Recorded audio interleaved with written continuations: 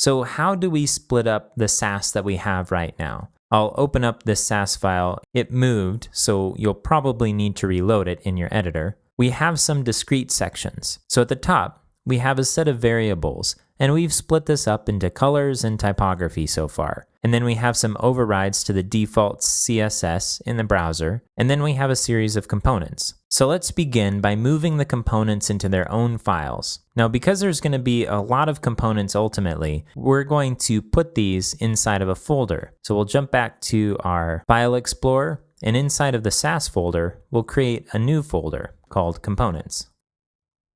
And let's start with a single component. We'll begin with the stacked hero section. So we'll name the file the same as the class that we're using. We've already put some thought into what this component is called, and this will add consistency when we look for particular styles. So I'm going to go back to the File Explorer. I'll open up the Components folder, and we'll create a new file here called stacked hero section.scss. Now in SASS, you can include SASS files within other SASS files, so they get merged into a single file. The convention for SASS files that you aren't going to use independently of another SASS file is to use something called a partial, and the way you identify a partial is simply by adding an underscore to the file name. So for this one, we're going to add an underscore before the stacked hero section. Now if we go back up the file system here, and we look at our CSS, there's nothing here under components. If we removed this underscore here, and we hit enter, you would see that get rendered here in the components. But the idea is that we can improve the speed of rendering our CSS from the SASS by skipping over partials that don't need to be rendered into their own file. So we'll add this underscore back.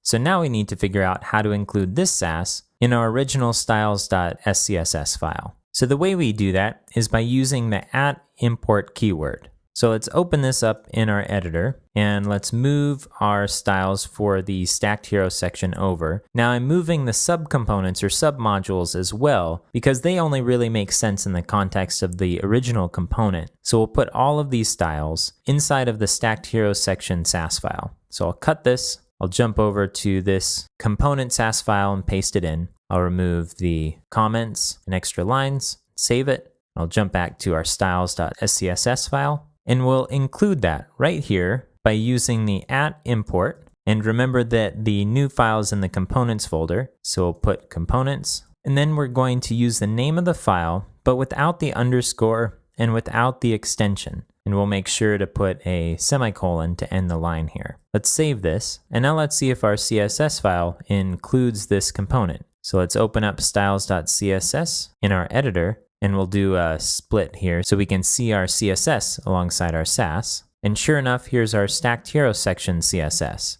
Just to double check, I'll remove the import, I'll save this, and let's refresh our CSS, and you can see that it gets removed. All right, so we have our import working properly.